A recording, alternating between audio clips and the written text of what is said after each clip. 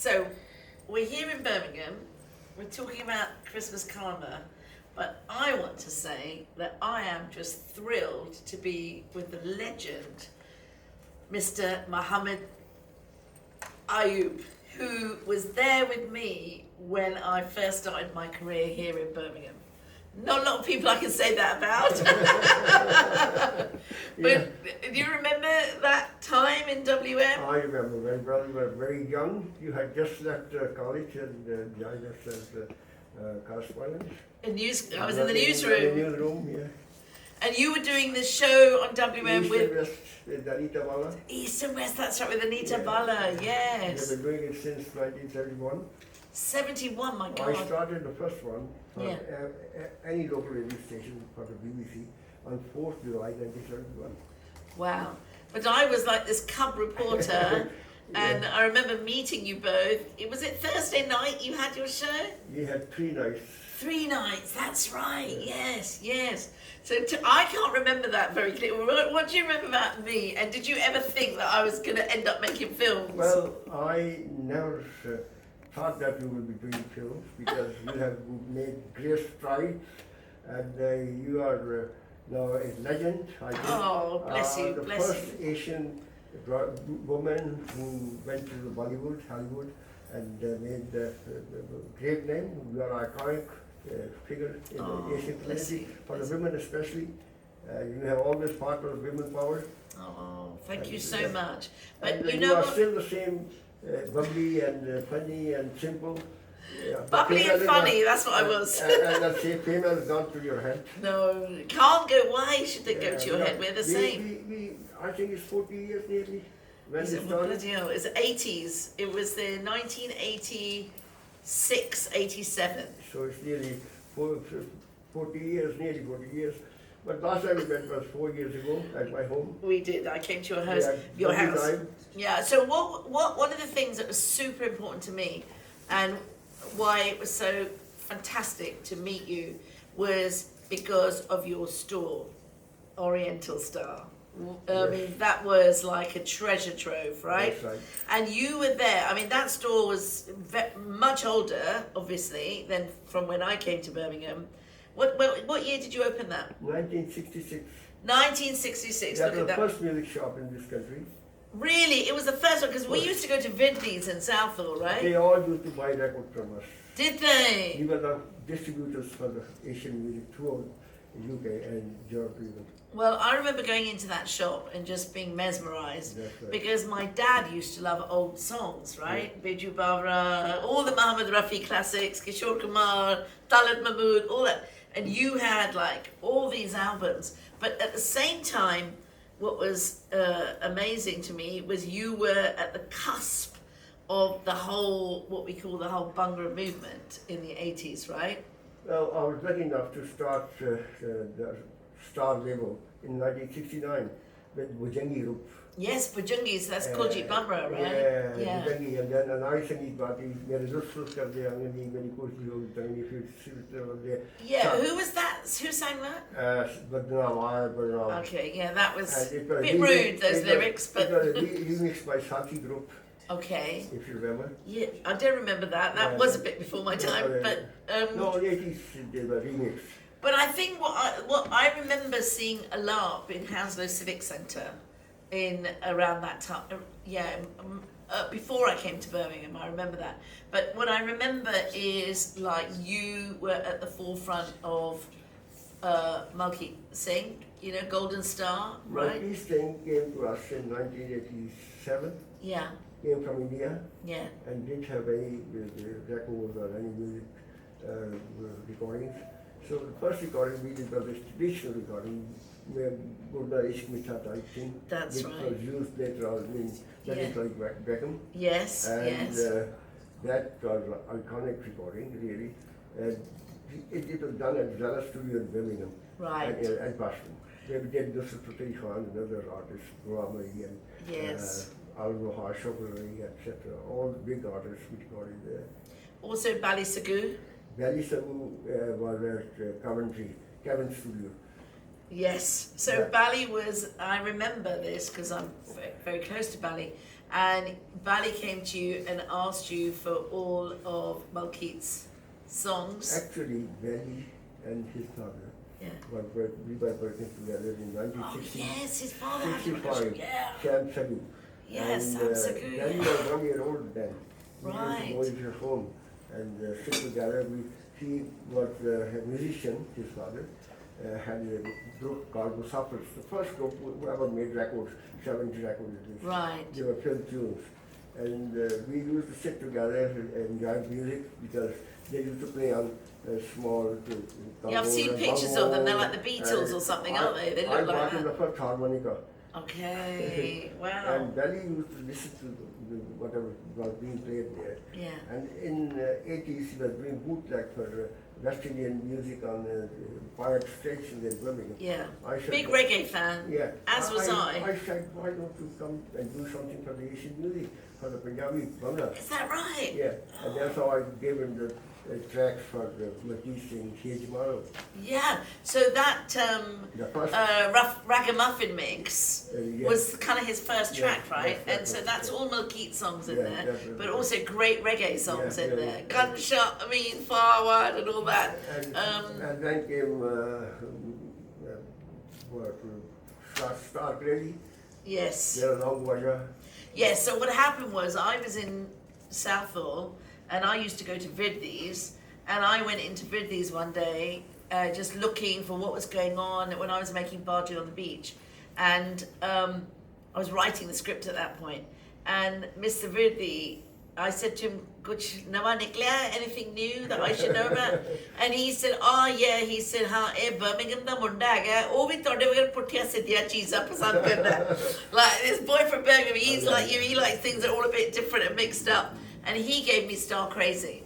And then I came out of these, took the cassette and I put it in my car. I had a Fiat 127. I put it in the cassette in the machine and I listened to every track. And then I had Longa Bacha, the reggae version of Longa Bacha. Yeah, And yeah. I was like, oh my God, this is amazing. That's right. And then I put that, I came to meet Bali actually. And I put that track in Baji on the Beach. Bali on the beach, yes. Yeah, but when That I... was the first film production. Yes, that was And Baji was my first that's film, right. yeah. But when I made Bend It Like Beckham, if you remember, I used a Nusrat track That's right. at the... Dona, Huh? Dona. Jolna? Tere bin nahi lagda. Tere bin nahi lagda Lagda dil mein. Jolna. Yeah, that. Yeah. So I used that track at the end. And I had cleared it with you, Yes. right? And I got all the paperwork. And then about when the film got really popular, it was really huge, as you know. I know. Came from Mohammed. I got a letter from WOMAD, from Peter Gabriel's company, I know. and this letter said, "You're infringing our copyright. We own the rights to Nusrat Fateh Ali Khan's music, and you can't have this song." I was like, "Todi aisi tasi, main tonu das diya." And I wrote back, I said, "Who the hell are you?" Yeah. When I've gone to Mr. Ayyub, who was the original person who put Nusrat Fateh Ali Khan out there. I said, "You lot have all come a bit late and are trying to cash in, but he's been doing this from day one, and I cleared it with him. He owns the original rights. You have no right." I did this whole thing. Never heard from WOMAD again. No, actually, Woman, I took Nusrat to Woman. I mean, we had signed Nusrat exclusively for the whole world. And we were the ones who asked him to do something for the Hollywood film. And then, last temperature Christ was Yes. in their studios. Yeah. I mean, they didn't have the rights to include you, if you remember. No, they didn't. But anyway, I maunanu takri. But you did that. You kind of kept so you have kept an oral record, really, of our history, musical history in this country. No, I realized that there's a gap. If we don't do something, we Yeah. will be listening to Madonna and Michael Jackson and Beatles and Yeah, but we like Michael Jackson and we Madonna. we like them, but We at like the them, same but we time, also- at the same time, yeah. we must preserve our culture, language, our Yeah. music, and this was the way to do it. We So- started Asian Song Contest. We did. Yes, the Asian Song Contest you used to do, yes. So how did you feel? So you had been putting out all these traditional songs, right? For many years, since the 60s. So in the 80s, when the whole Bhangra scene sort of took off, all the fusion stuff, the ballet, Johnny Z, all this, Apache, all that, how did you feel about all these fusions coming in? Well, I was delighted that youngsters coming to the music, and this music actually was groundbreaking. Yes. It's now copied by all over the world. Totally, Our- that's what I this say. is, I said this we is the change next- music in We India. change music in India, films and Hollywood films, Bollywood films, everywhere. Yeah. Our type of music which we have created in this country is being used Yeah. and played. And they, It's a very proud time, that I time. remember. If you weren't around at that time, late 80s, early 90s, when all these bands were coming out, there were so many great bands, and DCS, they were heavy metal fans, it was right? 70s, when we started the 1935 Song Contest. Yeah. The first winner of a Song Contest was DCS. Really? They were back in 70s. And DCS, wow. Chirag Pashwan, Yeah. Apna Sangeet, they were from Birmingham, and then from London, Alap and Shira. They were Amazing. the craze of the, and if you remember, So Chirag Bachchan, people might not know, but Chirag Bachchan recorded Rail Gandhi, Rail Gandhi. which to Yeah, me is yeah, our yeah, anthem. that's- And so that's I've awesome. used Yeah, Rail Gandhi in yeah, every single yeah, film, really, yeah, that yeah. I've made. And Apna Sangeet Sohro did that. Sohro Divde, yeah. And DCS had some great tracks. Great tracks, and DCS also, they liked heavy metal, so they had Yeah. that, but they also had reggae. Yes, And yeah. I used Bhangra Lovers in my very first film. Yeah. I'm British, but and I had Nusrat in that film. I made it in 1988.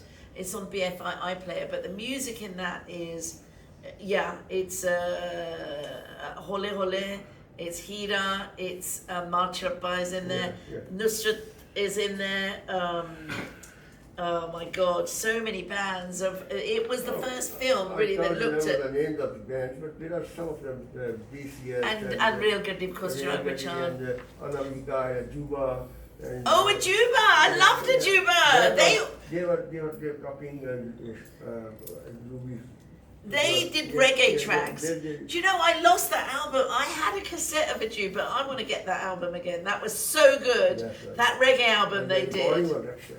Excellent, yeah. Yeah. And I had a big love of Johnny Z, I have to say. Recorded at UB40 studio. Did that UB40 where it has that Yeah, influence? that's why But did you come into contact with Tassem? Well, he used Planet Studios, didn't he? He used Planet Studios, but we had great relationship with him. He was first time introduced in Birmingham Dome night club with the Asian Song Contest. He Dang. Oh, performed really? it First time, yeah. At the Asian Song Contest. Yes. Do you remember what he sang? I can't remember, but the first time ever. So my father his was in album, Birmingham. really, so his album hit the deck. Yeah. was I mean, sensational. Sensational. Yeah, yeah. Or if you were a young person living in Britain Yeah. when Hit the Deck came Yeah, out, yeah. it was like, oh my God, because it was sort of Michael Jackson. It was kind of Hindi cinema. It was like everything, R&B. I mean, he was the game changer. I have to say, That's Tarsem. right. We used to watch Top of the Pops every week. Did you? Yeah, but still we were producing Asian music, Yeah, which yeah. is competitive with the modern world. Yeah. And what was your interest while you were a child? I mean, you came here at about 2 years. So when before yeah, that? I was 2, but when I was growing up, the thing that I used to love, I remember this so clearly, and I actually put it in my Desert Island discs. I loved that song by Petula Clark, Downtown. Oh yes. You know, that Downtown was like my favourite song, and I loved all those songs by like Cilla Black and Dusty Springfield Yes, and all yes, those yes, women yes, who yes, used to sing yes, those, yes. Sandy Shaw, Sandy Shaw, yeah. Mary Hopkins. Oh, So I always loved those women singer-songwriters. But my dad, you know, we had a lot of film albums, you know, and my dad loved, I remember we had the soundtrack to Nayador, you know, Yes, yes. Jabba Zulfo, you know, that song was in there. And then Beju Bara was my dad's favourite film. He would have a few whiskies, Yeah. and then it was all, oh, dunia ke rakmale, and he would sing. And we would go, oh my God, Dad, that's so depressing. And then you start listening Bangla? I came to it in it was 80s. Actually, I heard Bhangra Fever 1 and 2. And I was like, wow, because before that was Nazia Hussain, right? Yeah, with Aap Jaise Koi. Yeah. So when that came out, we were still sort of feeling like, oh, I'm not sure. I'm not sure. Partly because it was in a Hindi film, I think. But it did sound very 80s with that kind of sound. So Biddu did the music. Biddu, that's right. But Biddu also, I remember seeing him on Top of the Pops because he did kung fu fighting, right? Yeah. And so Carl Douglas is doing that. Everybody was kung fu fighting, and then Biddu, an Indian guy, was going huh, in the background on Top of the Pops. Then Biddu did the Disco Divane. And he did Disco Divane. Yeah, Disco Divane. Yeah. But that still wasn't the fusion of the Punjabi thing that I loved. So the Bali Sagoo thing, that was the thing. But I think for me that Deepika Zanjali, Bhangra Fever 1 and 2 was suddenly captured my heart, and I was like, oh my God, what's going on? Yeah, he did a great job. And then DCS, Majrappa, Juba, so many great bands at that time. One of the iconic track is Pump Up the Bangla, Pradesi. So that's in my film. That was it. Yes, because at that time Pump Up the Volume was like massive, right? So when I heard that, it was because I love Pump Up the Volume, and in my film, I'm British, but I start with Pump Up the Volume, and then we go into Pradesi. Right. So I could see something was happening. I didn't know where it was going to go, but I made a film about it. After I made that film, that's when I then discovered Bali Sagoo. So I hadn't even seen him at that point, because that was 1988, right? So for me, it was an amazing way for me to talk about identity, because I was able to be Punjabi, I was able to have pop, I was able to have reggae, I was able to have rock, I was a big Bruce Springsteen fan. So this music, this fusion brought all different sides of me together. So I made this film for the BFI, I'm British But, to just talk about all the different sides of myself. But one of my people I spoke to was a Welsh guy who had found his faith again. And so I used Nusrat's track for his part. And that's when I came to you and had that connection from Radio WM and said, please, can I have this track? And you gave me that track. So that's how it all started. Talking to us about music and all that. Yes, and I remember we had faxes. I need to get it in writing from you in faxes. It was amazing. I mean, how things have changed. Amazing, right? I mean, we had cinemas, and then cinema went down when the VHS was started. Yes. And then the CDs came, and then now CDs have gone. Yes, or digital. What is next for the next Asian? It'll be an AI robot. But now you have Amazon, right? You know, you have Amazon. I mean, one of the things that I loved about Christmas Karma, about my film, which you've seen, I know, was working on the music for it. Again, it's very eclectic, very mixed kind of music. You had emotions, music, fun, and message. What was the message? The message was about Hamdardi, everyone is connected. Feeling. Yes, the Christmas feeling is about giving and everyone being connected. Yeah. But I mean, that's our family system. That's the family system, exactly. And that's what I grew up with. You still believe in it? Totally. And totally. That is the best family for human being. Yeah, and that's how we're all connected at Christmas time. Everyone is connected through that. This is the main message for you. Yeah. Christmas Karma. I mean, we can still be Sikhs and Hindus and Muslims or whatever. We can still be whatever. But we also have that part of us, those of us who grew up in England, that's part of our culture as well. And it's important to remember that, So for me, Christmas Karma is sort of an ode to my childhood and my love of Christmas as much as everything else. And my mum used to send me off to Sunday school when I was little, because she said, Rab bade roopa mein chanda, God is there in all different faces, and there's only one God, but you see him in different ways. Go to Sunday school, learn something, So to this day, I still you know, at Christmas I go and I sing carols in church. Did you learn your own language or क्यों नहीं? Of course, Punjabi बोल दिया मैं, बिल्कुल. can you write, read? I can read it a little bit. You show me, I'll read it slowly. Yeah. But नहीं, Punjabi बहुत मेरे Punjabi, वास्ते I can see that you बहुत are very fast. yeah बहुत important है.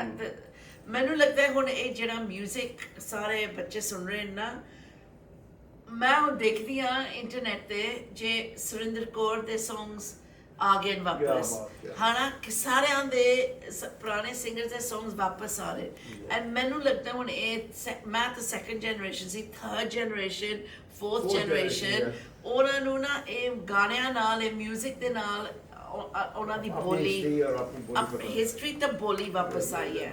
ਮੈਂ ਤੁਹਾਨੂੰ ਦੱਸਾਂ ਅੱਜ ਕੱਲ੍ਹ people when listen to Qawwali or radio in Pakistan, they used to turn it off, switched off. Really? Because it was so long and boring, and they said, oh, can't go on. They loved the film songs and all that. But Nusrat and Sabri brothers have changed the whole concept of Qawwali. Totally. They have taken the Qawwali to the stages where, I mean, Global. Very global. And now no artist can perform their concerts without playing songs from Nusrat. Absolutely. And we're waiting for and that was done by Belison. Yes. By Magic touch. Magic touch. I want Definitely. to come to that. Yes. Because one day, Nusrat Sahib was in London. He was traveling to South Africa. I said, can we do some collaboration? Because he had been listening on my showroom, the Bali's tracks. Really? Nusrat ji was listening to Bali? Yeah. He's very clever. He's very good. I said, why don't we do collaboration with him? He said, all right, whenever time comes. So one day when he was there, stopover to South Africa, I said, can you do the recording with Bali Sagu? He said, yes, if he's ready. So we booked Camel Studio. Nusrat Sahib came from London, reached 12 o'clock at Camel Studio, asked Bali to get ready his click tracks. So he played the click tracks, and Nusrat Sahib just did 8 songs in 2 hours. Wow. And he went away. That was the recording. Just his vocal? Yeah, just vocals and the ops and all no. that. And then look at that. That Bali worked 3 months, 4 months on non-stop. And look at the magic he created. Magic, but and that was not only popular in the Asians, it was worldwide released in the mainstream as well. Gosh. America, Canada, Japan, South Africa, everywhere. Bali doesn't get his credit, I think, enough. But that Magic Touch album. Magic Touch brought youngsters to Bali. Bali, yeah. Kinna Sona. Kinna Sona. Yes, everything. And the funny thing is that when Nusrat Sahib arrived at Camel Studio, they had left their Bias in Southall. They didn't have anything with them. They just wrote the list there and then. You can imagine the creativity of our artists. Incredible. Then Nusrat, I recorded in 1980 at Camel Studio first time. Yeah. They used to record it on 8-track. And when he was recording, singing, he kept on singing for half an hour. And the recordist Johnny Haynes, he said, oh, my tape is running out. What? So I had to stop Nusrat. So that was the kind of... Incredible. I mean, but Bali also did another album that not a lot of people know about, which I thought was seminal. He did the dub album. Yes. Right? Yeah. Which was Qawwali and reggae mix. Yeah. That is an amazing album. And then, you released that, right? Yeah. Yeah. And then, I mean, Bali was the only artist who had 3 hits in the top of the pops. Yes. In the Asian songs. Yes, Dil Cheese. And you were the first one to break. Well, I wanted Asian woman yes. In the film. But I wanted Bali to do Belgium on the Beach, but at that point he wasn't experienced enough. But then I came back and did Bend It Like Beckham with him, and he did all the lovely little music interludes interludes in Bend It Like Beckham. Yeah. So that was a wonderful collaboration for me. One of the other things that I loved is in Bend It Like Beckham I used Jind Mai, which yes. was one of your songs yeah, with Malkeet Singh. Yeah. And that track went viral, right? Even now to this day, Yes, yes. I see all these TikToks and all these things where people who are going to India or getting off the plane or whatever, and they play Jind Mai. So I called Malkeet ji and I said, Arjun, let's do that again in Christmas Karma. Well, And I was thrilled to see him in there. You were thrilled? That is, I think, the highlight of the It was lovely. Well, you weren't expecting it, were you?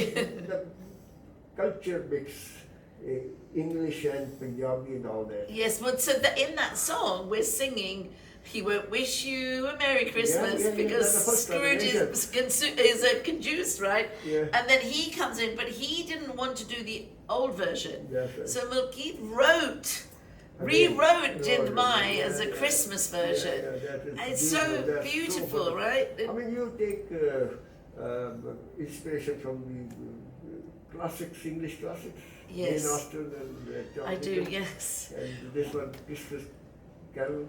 Christmas Karma from A Christmas Yeah, Carol, Christmas yeah. Carol, Yeah, I do take inspiration because I like to take, established stories that people know and then I kind of give them my Give them twist. the tarka, desi The tarka. tarka, Hana. Because that way Wonderfully people, done, yes. oh, thank you. That way, How do you balance all this?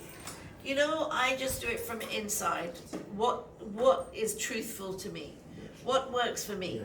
What do I love? What works? Yeah, And that's why I'm right. able to bring so many different Yeah, actors, so many different musicians, but it all makes sense because it's kind of me. It's what I represent.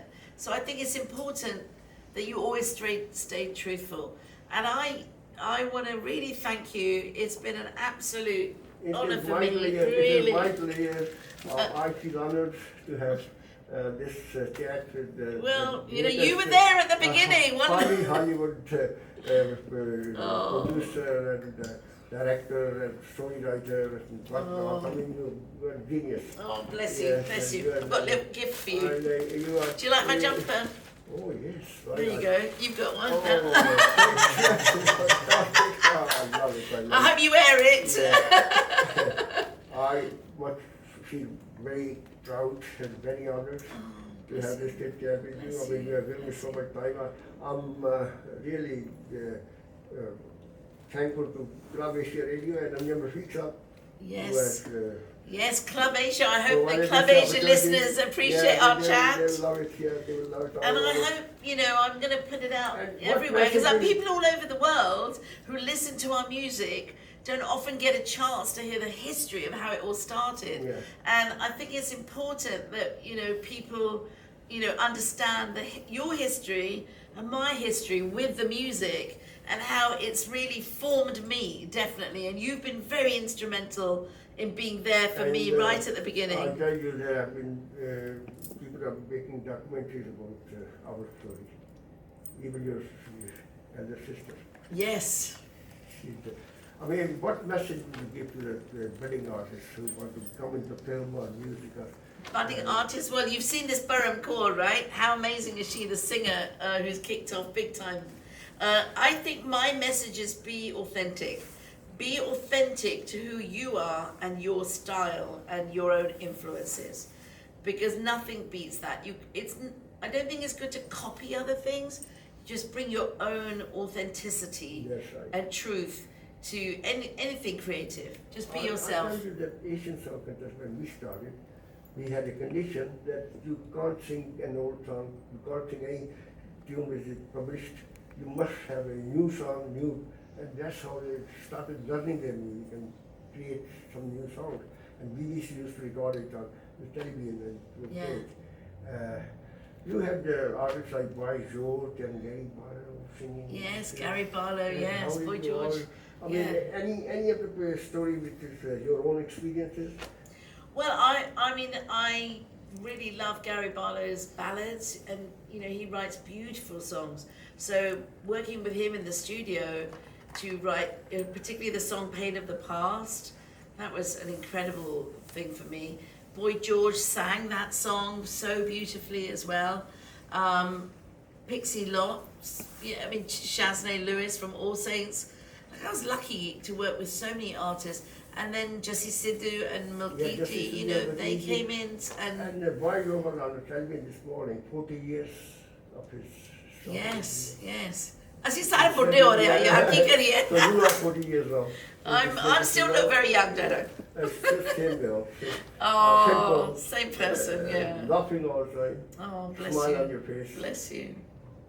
I'm really very proud and very delighted to have met you and have this conversation.